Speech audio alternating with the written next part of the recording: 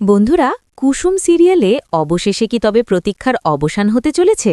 যে কুসুমকে একদিন অপমান করে বাড়ি থেকে বের করে দেওয়া হয়েছিল, আজ কি সেই কুসুমই হয়ে উঠবে গাঙ্গুলি বাড়ির রক্ষাকর্তা? বিপদে পড়ে আজ কাকে ফোন করলেন ইন্দ্রাণী গাঙ্গুলি? কুসুম কি পারবে মালদা থেকে এসে তার দেবী মাকে চরম বিপদ থেকে বাঁচাতে? আজকের ভিডিওতে আমরা জানব কুসুমের সেই হাড় হিম করা প্রত্যাবর্তন এবং গাঙ্গুলি বাড়িতে আসতে চলা এক বিশাল ঝড়ের গল্প। ভিডিওটি একদম শেষ পর্যন্ত দেখুন, কারণ আজ কুসুম এক এমন প্রতিজ্ঞা করেছে যা শুনলে আপনিও অবাক হয়ে যাবেন। সিরিয়ালের আজকের নতুন প্রোমোতে আমরা এক অত্যন্ত আবেগঘন দৃশ্য দেখতে পাই। চরম সংকটে পড়ে ইন্দ্রাণী গাঙ্গুলি আর কোনো উপায় না পেয়ে ফোন করেন কুসুমকে। কাঁপা কাঁপা গলায় ইন্দ্রাণী বলেন, কুসুম, তুমি আমায় কথা দিয়েছিলে, যখনই আমার তোমাকে প্রয়োজন হবে তুমি ফিরে আসবে।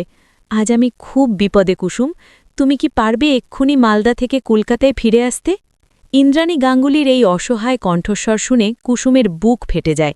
সে এক মুহূর্তও দেরি না করে দৃঢ় কণ্ঠে উত্তর দেয়, আপনার কথা আমার কাছে বেদ বাক্য দেবীমা, আপনি চিন্তা করবেন না, আমি এক্ষুনি মালদা থেকে রওনা হচ্ছি। আপনার গায়ে একটা আঁচড় পর্যন্ত কেউ লাগাতে পারবে না। যে বা যারা আপনার ক্ষতি করার চেষ্টা করছে তাদের আমি রেহাই দেব না।